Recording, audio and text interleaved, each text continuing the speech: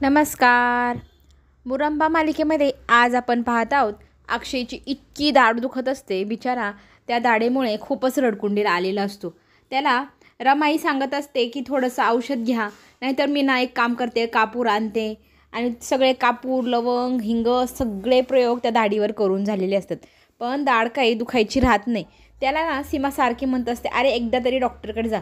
तेव्हा तो म्हणतो, नको ते डॉक्टर ते खिळे हातोडा बितोडा घेऊन ते दात वगैरे तोडतात, मला खूप भीती वाटते, मला नाही जायचं. पण सीमा त्याला कन्व्हिन्स करत असते, अरे लहानपणापासूनच तू असं करतोय, मग तुझी दाढ कशी बरी होईल. तो म्हणतो, नाही होईल आपोआप बरी, मी काय डॉक्टरकडे जाणार नाही, जाग ती लवंग तेल काय घेऊन ये, मी ते सगळं दाढीला लावतो. सीमा म्हणते, अरे बरण्या संपत चालल्या, पण तुझी दाढ दुखणं थांबत नाही, याचा अर्थ तुला डॉक्टरकडे जायला हवं. रमाई त्याला म्हणते, असं का करता तुम्ही, जा ना हो डॉक्टरकडे.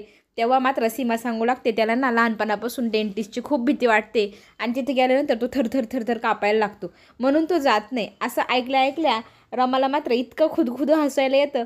ते हसता हसता अक्षयकडे पाहत असते. अक्षय तिला ओरडतो, माझ्यावरती असं हसायचं नाही, वाटते एखाद्या माणसाला एखाद्या गोष्टीची भीती म्हणून का त्याच्यावर लगेच हसायचं. मग रमा म्हणते, अहो पण आता किती मोठी वेगवेगळ्या टेक्नॉलॉजी आल्या आहे. इंजेक्शन मारल्यानंतर तुम्हाला कळणारसुद्धा नाही कुठे काय केलं आहे, काय दुखतं आहे. तुम्ही घाबरू नका हो, जा एकदा डॉक्टरकडे. डॉक्टरकडे गेल्याशिवाय तुम्हाला अजिबात बरं वाटणार नाही, असंही समजूत घालत असते. तेव्हा तो म्हणतो, नको, डॉक्टरने माझी दाढच काढून उपटून घेतली, मला काय झालं तर, असं म्हणून तो तिथे घाबरत असतो. सीमाई त्याला समजवत असते, पण तो काही केल्या कसले ऐकायला तयार नाही. मात्र रमा आता त्याच्यावर रागवते, उठा म्हणून त्याला रागवत असते. आणि जर उठले नाही तर मग बघा, माझं ऐका, असंही ती बोलत असते, त्याला समजवत असते. तो नकार देत असतो. ती म्हणते, आता मी तुम्हाला स्वतः माझ्या हाताने डॉक्टरकडे घेऊन जाणार, मी बघते तिथे गेल्यावर काय होतं. तिथे आनंददादा येतो. तो ओरडत असतो, मला नाही जायचं, सोड सोड म्हणून. आणि आनंद म्हणतो, हे काय चाललं आहे, त्याच्यावर काबर जबरदस्ती करताय तुम्ही, त्याला कुठे नेताय. तेव्हा मात्र त्या दोघांमध्ये वाद चालू असतो, मला जायचं नाही, तू का मला जबरदस्ती नेते. मग ती म्हणते, आनंददादा तुम्हीच समजावा, यांना घेऊन जा डॉक्टरकडे, इतकं दुखतंय तरी इथेच घरातच बसले. तेव्हा दादा त्याच्याकडे बघतो आणि म्हणतो, अक्षय असं नाही करायचं, आता सगळे घरातले प्रयोग करून झाले, तुझ्या दाढीवरती जे नाही ते प्रयोग केले, पण तुझी दाढ काही दुखायची थांबलेली नाही. आता फायनल डॉक्टरकडे जावाच लागेल. माझा हात गच्च पकडून ठेव, वाटलं तर काही करू नको, मी आहे ना, मी तुला काहीच होऊ देणार नाही, असं म्हणत म्हणत त्याला तो प्रेमाने घेऊन जातो. आणि रमा त्याला त्यांच्यासोबत काढून देते. कसे हो हे हट्टी एवढे. आणि मग सीमाई म्हणते, मीही बघते बाहेर, माझं काम आहे ते, तू बघ अर्थाकडे, असं म्हणून ती बाहेर जाते. थोड्या वेळातच तिला मावशीचा फोन येतो. खरंच सत्यनारायण पूजेचा आणि अर्थाचा सगळे फोटो पाहिले. अर्था किती छान दिसते, वाळे घातले तेव्हा खुदू हसत पण होती आहे ना. मला खूप आठवण येते अर्थाची. मला असं वाटत होतं तिला यावा आणि पटकन उचलून घ्यावा आणि तिचा पापा घ्यावा, असं मावशी कौतुक सांगत असते. आणि वाळे घातल्यानंतर पाय किती छान हलवत होती, असंही ती सांगू लागते. पुढे कावेरी रमाला म्हणते, आम्ही तिच्यासाठी वाळे पाठवले म्हणून कोणी काही म्हटलं तर नाही ना, काही प्रॉब्लेम तर झाला नसेल ना गं. तेव्हा ती म्हणते, नाही अगं आई, तुम्ही इतकं प्रेमाने घेतलं, मग कशाला कोण काय म्हणेल. पण आई म्हणते, मला वाटते आजी नक्कीच काहीतरी म्हटले असेल. आपण रमा म्हणते, ते सगळं जाऊ द्या, तुम्ही सगळेजण कसे आहात.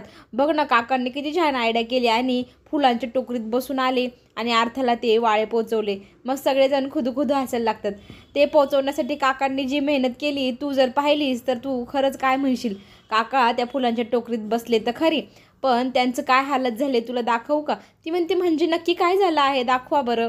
मग ती काकांचा व्हिडिओ कॉलवरती सगळा चेहरा, सगळं अंग पाहू लागते. आणि काकांना इतक्या किडे, इतक्या आळ्या, इतकं काय काय चावलेलं असतं, त्यामुळे त्यांच्या अंगाची लाही होत आग होत असते. त्यांना लेप लावलेला असतो. ते पाहून मात्र रमा म्हणते, खरंच तुम्ही अर्थासाठी किती करता हो, सगळेजण किती प्रेम करता अर्थावरती. अर्थाच्या प्रेमासाठी आजोबांनी एवढंच सगळं केलं. आणि आजी म्हणते, बघ ना कसं झाला आहे आमचा भोपळा, जणू काय आता बटाटा साळल्यासारखा दिसू राहिला आहे. बटाट्याला मोड आल्यावर कशी बटाटा दिसतो, तसे तुझे काका दिसायला लागले, असं म्हणत असताना दोघीजणी हसायला लागतात काकाला पण. आणि काका मग रागवतात. आणि मग ते ना एक प्रश्न करतात आम्हाला, ती रेवा तुमच्या घरी काय करत होती गं. आता रेवाची गोष्ट ह्या दोघींना तर माहितीच नव्हती. मग मंगल विचारते, म्हणजे काय. मग ते सांगू लागतात, रेवा त्यांच्या घरी होती, मी तिला पाहिलं. मग कावेरी विचारू लागते, ती कशी काय आली, काय झालं, नक्की काय सांग मला पटपट, असं ती रमाला विचारू लागते. रमा म्हणते, धीर धरा, मी सगळी कहाणी तुम्हाला सांगते, असं म्हणत म्हणत मग रमा सगळं घडलेलं आत्तापर्यंतचं सगळं आईला आणि मावशीला, काकांना सांगते. पुढे आपल्याला असंही पाहायला मिळेल, अक्षय हॉस्पिटलमधनं जाऊन येतो. आईस्क्रीम आणि आनंदादा आईस्क्रीमला आणि अक्षयला घेऊन घरी येतात. मग रमा म्हणते काय झालं, काय सांगितलं डॉक्टरने. तेव्हा तो म्हणतो काय सांगू तुला, छनी हातोडे सगळे मारून सगळं कार्यक्रम व्यवस्थित केलेला आहे. म्हणजे काय केलं आहे असं विचारल्यावर काका सांगतात अगं याची दाढ काढावी लागली, अशी मुळात सकट उपटून टाकली डॉक्टरने, म्हणून बिचाऱ्याला आता बोलताही येत नाही. आणि खरंच रमाला खूप वाईट वाटत असतं, त्यांची इतकी दाढ सुजलेली असते. आणि आनंद म्हणतो आता डॉक्टरने सांगितलं आहे की अक्कल दाढ काढली आहे तर एक दिवस त्याला बोलायचं नाही म्हणजे नाही, मौन पाळ रे असंही सांगत असतात. खरंच कसा दिसतोय रे, एका बाजूला असा ओरवंटा आलेला इतका मोठा फुगा. मग अक्कल दाढ काढली म्हणूनच आलाय ना, म्हणून करून अक्षय त्याला भांडत असतो, रागवत असतो. आणि तो म्हणतो ठीक आहे बाबा, त्याला कोण चिडवू नका, काय म्हणू नका, बिचाऱ्याला बोलायला नाही सांगितलेलं डॉक्टरनी.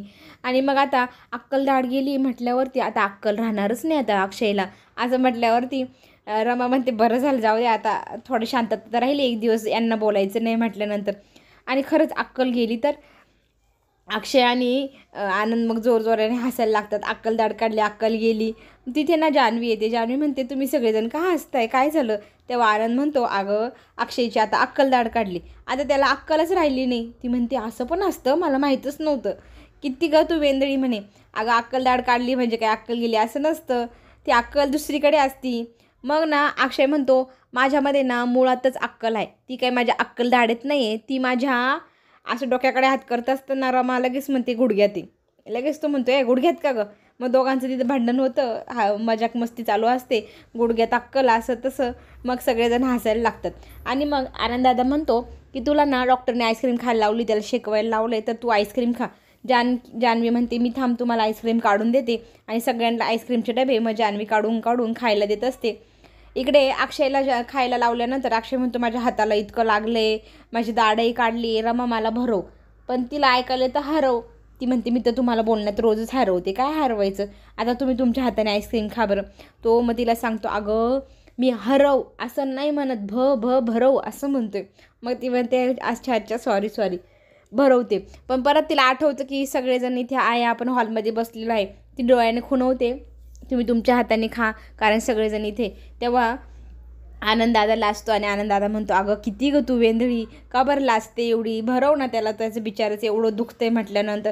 जान्हवी तिला म्हणते खरंच ना किती अनरोमॅन्टिक आहे तू, भरव बरं त्याला, इथे कोणी नाही आपणच तर आहोत असं म्हटल्यानंतर मग रमा भरवायला तयार होते. अक्षयला तिच्या हाताने ती आईस्क्रीम भरवत असते. त्यांची हसी मजाक गप्पा सगळं काही तिथे चालू असतं.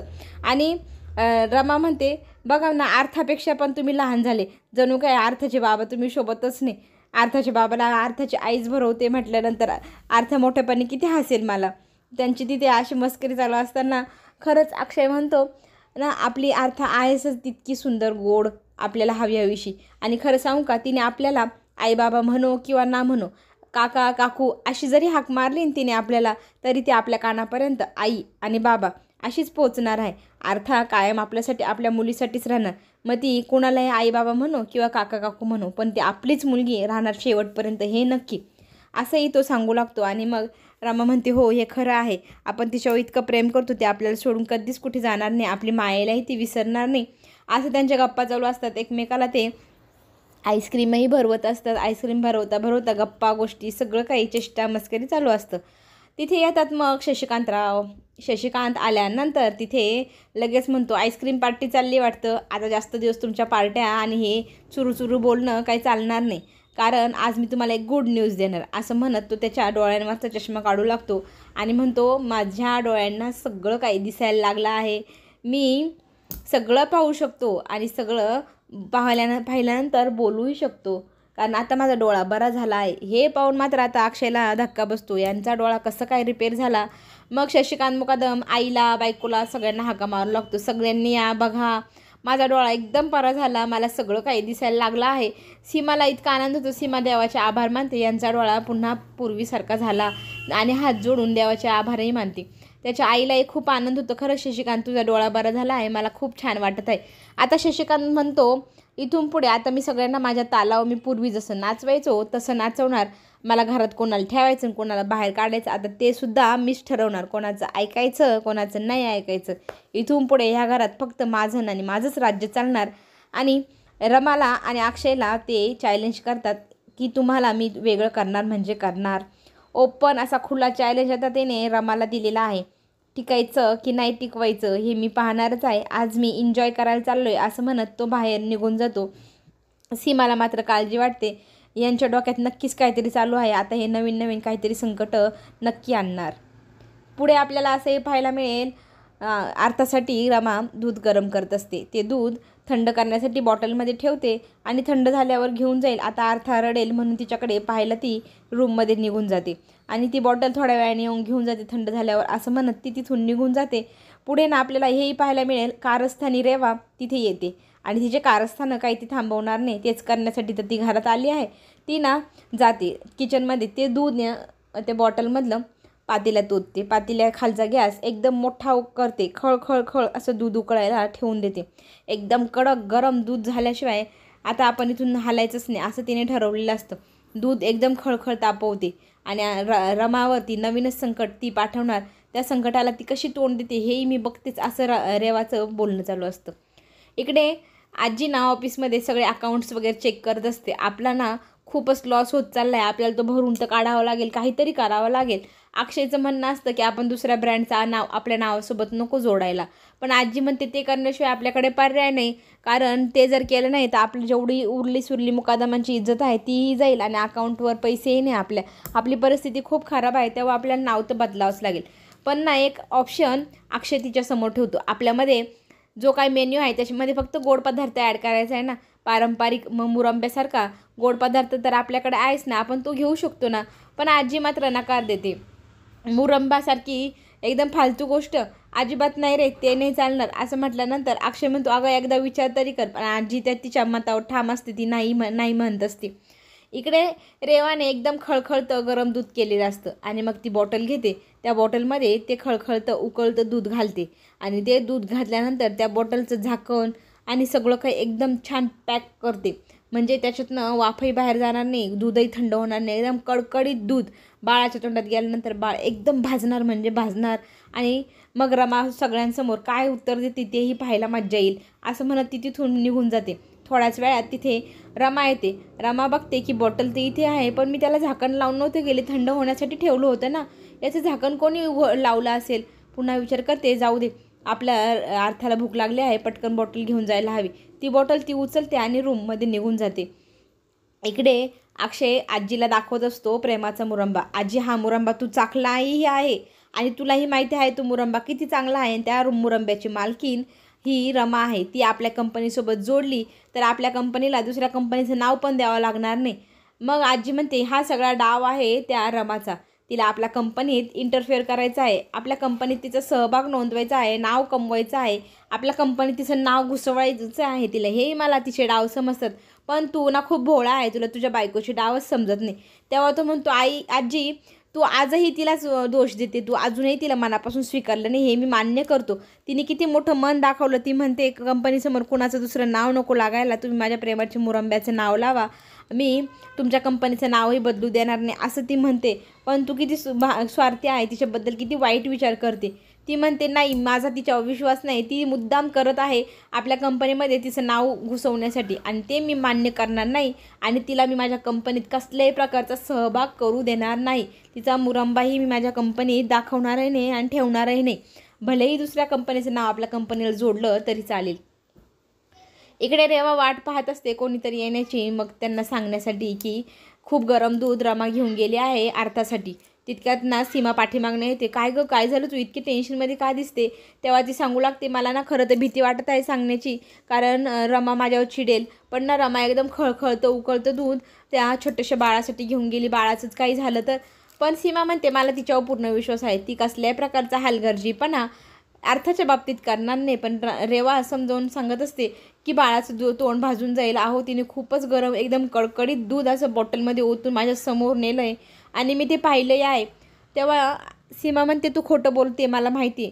पण ती रडून रडून सांगू लागते आणि लगेचच सीमालाही विश्वास पडतो खरंच असं झालं आणि बाळाचं दूध तोंड भाजलं तर. मग सीमालाही काळजी वाटू लागते. सीमा मग रमाला हाक मारायला रमाकडे जाते. रमा पण रमा इकडे रूममध्ये असते. इकडे आजी काही केला तयारच नाही प्रेमाचा मुरंबा तिच्या कंपनीमध्ये ॲड आणि लॉन्च करण्यासाठी. तेव्हा अक्षय तिला सारखी रिक्वेस्ट करत असतो, आजी करावंच लागेल, असं केलं नाही तर आपल्या कंपनी बरोबर दुसऱ्या कंपनीचं नाव जोडावं लागेल. त्यापेक्षा प्रेमाचा मुरंबा काय वाईट आहे, आपल्या घरचाच तर आहे, रमा काय आपल्या घरच्या बाहेरची का. पण आजीने अजूनही तिला स्वीकारलेलं नाही. अजूनही आजी खूप तिचा राग करते. त्याच्यासाठी आजी म्हणते, प्रेमाचा मुरंबा मी स्वीकारते, पण रमाचं नाव कंपनीसमोर लागणार नाही. ही अट मान्य असेल तर मी तुमचा प्रेमाचा मुरंबा आपल्या मेन्यूमध्ये ॲड करते. आहे का ही अट मान्य? आता आजीसाठी काय निर्णय घेतोय किंवा रमासाठी अक्षय काय निर्णय घेतोय हे पाहणं खूप रंजक ठरणार. प्रेमाच्या मुरंब्याचा बळी जातोय का आज, हेही पाहणं खरंच रंजक ठरणार. पुढे आपल्याला असंही पाहायला मिळेल की सीमाला जेव्हा कळतं की अर्थासाठी उकळतं खळखळतं दूध अर्थासाठी रमा घेऊन गेली आहे. मग रमाकडे ती धावत जाते रूममध्ये. तेव्हा रमा तिला दूध पाजणारच असते, बॉटल तोंडात तिच्या घालणारच. तितक्या तिथे सीमा पोचते आणि ती बॉटल घेऊन फेकते. तेव्हा तिच्यावरती रमा चिडते, असं काय करताय तुम्ही, बॉटल का फेकली. तेव्हा ती म्हणते, इतकं खळखळतं दूध तिला देणार आहेस का. ती म्हणते, मला अक्कल आहे, मी नाही देणार एवढ्या छोट्या बाळाला एवढं खळखळतं दूध. तुम्हाला समजत कसं नाही, तुम्हाला ही बातमी कोणी दिली, रेवाने ना. याचा अर्थ रेवा आपल्यामध्ये भांडणं लावत आहे. जोरजोरात दोघीजणी बोलत असतात आणि मग ते सीमाच्या लक्षात येतं की हां तिचा डाव होता आणि तो डाव उधळून लावला असतो रमाने. पण माझ्या बायकोशी अशा मोठ्या आवाजात का बोललीस रमा. म्हणून तिथे शशिकांत मुकादम जातो आणि म्हणतो, आजपासून बाळ तुझ्याकडे राहणार नाही. बाळाची खरी आई अभिची बायको म्हणजे रेवा आहे. हे बाळ मी आता रेवाकडे नेऊन देतो, असंही तो बोलतो आणि बाळ हिसकावून घेतो. आता रमाकडून हिसकवलेलं बाळ आता रेवाकडे जाणार आणि तेही शशिकांत मुकादममुळे. आता ह्या गोष्टीचं वाईट खूप वाटत असतं सीमा आणि रमाला. काही करून बाळाला मिळवण्यासाठी दोघी त्यांच्यासमोर हातपाय जोडत असतात. पण तो नालायक काही ऐकायलाच तयार नाही. बाळाला तिच्याकडनं हिसकावून घेतो आणि बाहेर जाऊन रेवाला सांगतो की हे बाळ कायम आता तुझ्याकडेच राहणार. पुढे जे काय होईल ते पाहणं खरंच खूप रंजक ठरणार. ते पाहण्यासाठी आपण चॅनलला नक्की सबस्क्राईब करा, म्हणजे नवनवीन व्हिडिओ तुमच्यापर्यंत आम्ही लवकर घेऊन येऊ. चला तर मग पुन्हा भेटू. धन्यवाद.